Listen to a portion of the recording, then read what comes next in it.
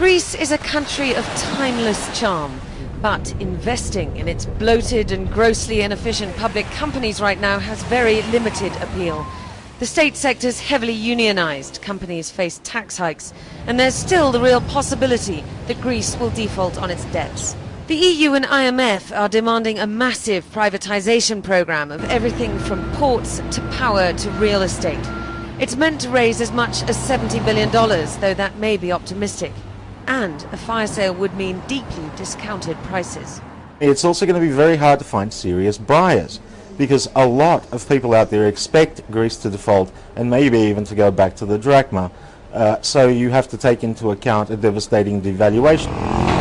Two of the terminals at Athens' Piraeus port were leased to China's COSCO Pacific last year in a 35-year concession, which brought in $5 billion for the Greek state. Now the state's looking to sell another 23% of the port, despite opposition from the unions and numerous protests at the docks. Generally, all this mess with privatization, with concession, with strikes, turned the ships to other ports. So we have less job than we used to have. That's something the Greek people are getting used to. Unemployment's now at 16%. In the public sector, 10% of jobs have already gone. Another 20% set to go. And there's still extra fat to cut, says former Finance Minister Stefanos Manos, who kicked off Greece's first round of privatizations 20 years ago. For instance, in the railway in Greece, the average salary is 66,000 euros per annum, whereas the average salary in the private sector is about 22,000. And on top of that, employs twice as many people as it actually needs.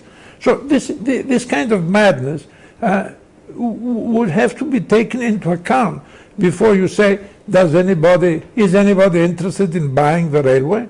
I think whoever just considers that is completely out of his mind.